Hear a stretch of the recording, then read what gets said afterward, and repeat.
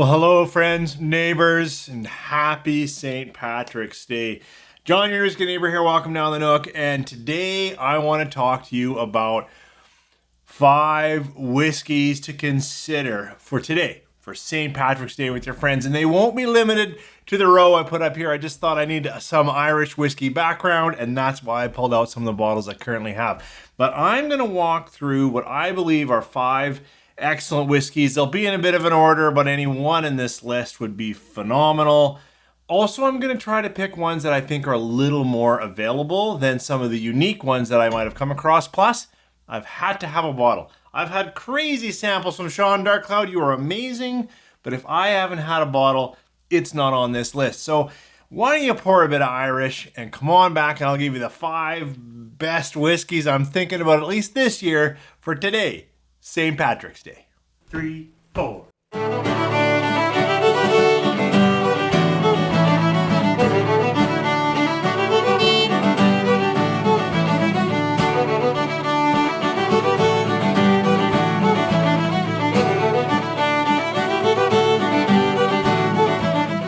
Okay, well, welcome back. And as I said in the opener, I want it to be bottles you can find. It has to be bottles I've had.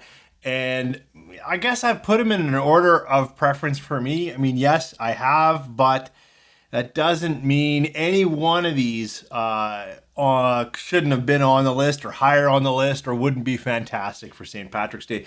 I also want to say I'm trying to keep them to a little more available whiskey, which is why I'll even point out JJ Corey the Gale. This, in my market, actually, I've only ever seen this 2019 release, so it doesn't feel wildly available. You know I love it. I think it's been my whiskey of the year back in maybe 2019, 2020. I don't know when it was, but so I really love this Irish, but it's not on the list.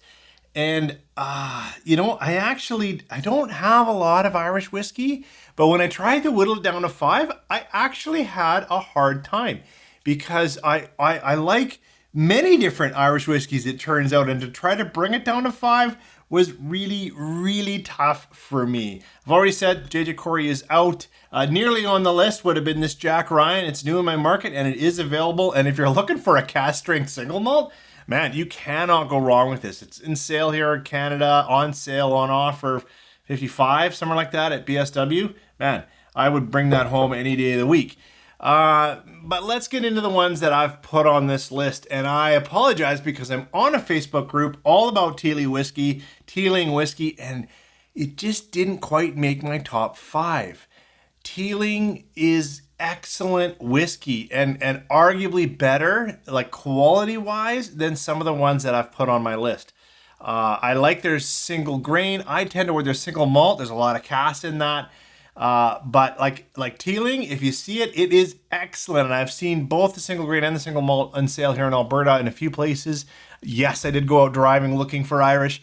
So it should be on this list. But this is my taste, my list. So we're going to get revved up. So the first one on my list, coming at number 5, and I don't even have a bottle of any of their stuff, is actually a Jameson Black Barrel. Affordable, more oak and char in their sweet blended style. I think if you're gonna put Jameson, and I should have put it behind me. I'm staring at a Jameson flag behind us over here down here in the Nook. I really like Black Barrel, and I think it should be on your list. If you're thinking Jameson but you haven't bought yet, pick up some Black Barrel. Then I'm gonna go into some Bushmills, and now this one was tough for me. I was just talking to cousin Brad. He's picked up some Black Bush. Excellent, lots of sherry, very affordable, nice 40%er. And then I thought, well, yeah, but what do I really enjoy out of Bushmills right now? And actually, if I could have done this, I really like their 10-year-old Causeway Finish and Cognac series. I really, really like that. In fact, I'm spontaneously changing my mind. I was going to pick the 12-year-old because it is on sale and on offer and I have a bottle. But now that I'm here live with you talking through my tasting notes in my mind, I'm going to say my 4th pick is Bushmills 10-year, the Cognac finish. That just, is just one of the best Bushmills I've ever had. It's a reasonable price. Is it as good as this 16-year-old? You know, it's really close, and this 16-year-old is a lot more money. Now, this is really well done classic single malt. It's got some really nice sherry notes. This is good, and for a 40% whiskey, you know, this might be my favorite 40% whiskey. It just might. But the cognac finish is a little bit stronger and has some really nice notes. I'm going to keep that locked in my fourth place. Now, third place for me is Yellow Spot. I really like Yellow Spot pot still whiskey. If you're thinking, well, what about a Green Spot? I like the Leonville, and the Quail's Gate is pretty good, but I would say Yellow Spot holds my taste buds captive. And in fact, when I was pulling out bottles and I saw that I didn't have a Yellow Spot, I thought, I better get a Yellow Spot. Like, I really like it. It should almost always be on the shelf for me, provided the price hasn't gotten crazy. And I've heard from some people in Ontario that the price maybe has gotten a little crazy. Okay, now this one, it needs to be on the list.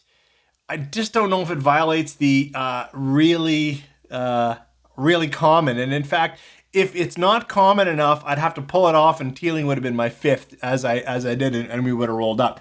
But I'm gonna put in second spot, you know, anything from Cologne. Yes, this rum raisin is sourced. I know that. But the problem is I've only ever had this. I've had drams of their actual distillate, and it is funky and unique and creative.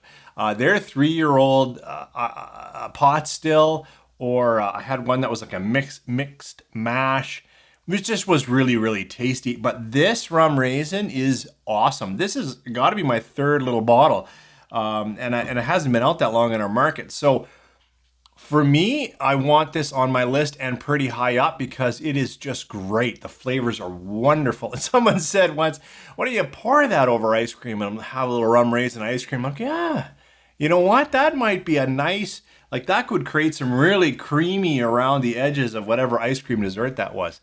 Not a bad idea. So where was I on my list? I started, I think I came in with some Jameson, and that would be the Black Barrel for me. And then I went to Bushmills, and live with you, I switched. I was going to call out the 12, but I switched to the 10-year cognac finish, just a Causeway Series cognac finish, because actually I really, really like that for Bushmills. And then I ended up with Yellow Spot. Truly enjoy Yellow Spot. I know it's a little pricey, but really like it. Then I came over to Cologne just because I really like this rum raisin. And then my top Irish. Well, the challenge is there is some really interesting, unique Irish. You know, actually this Jameson isn't that unique, but this was pretty good. These Waterfords are very unique. If you are at all interested in terroir in whiskey, these are single farm bottles. You know, they are, this one's Sheestown, and you can look up the code on the back and it'll tell you like everything about exactly where that farm was, and they took the grain only from that farm, distilled it. It does go through a lot of casks, which is actually a bit of my complaint. I wish somehow they'd got the finances to release these a little older, like 5 years and older instead of 3 years and older, and then had it a simpler casking so I could really chew on the malt. But they're tasty and they're wildly unique. These blends were fun, but they're not on the list. You know, this Busker, affordable, and I'll tell you, for what they are, not bad. I'm just talking around a bit because I think just about everybody has this on their top whiskey, and I also have to get a bottle of this back on the shelf. I truly do. My Irish, if you're saving up some pennies, my number one would be Redbreast 12-year cask strength. Specifically the cask strength.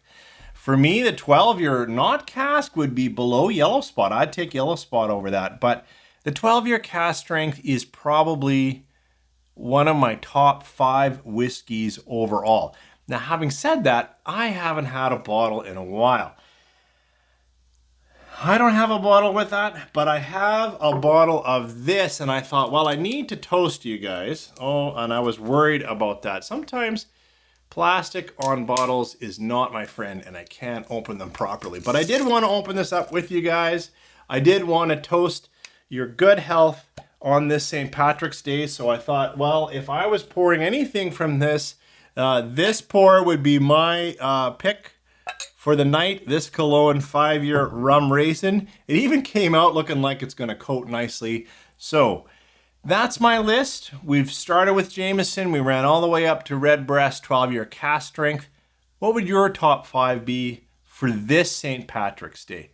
This Cologne is in my glass. I don't know what's in yours, but may the road rise up to meet you. May the wind always be at your back. May the sun shine warm on your face and rains fall softly on your fields. And until we meet again, may God hold you in the palm of his hand. Sláinte.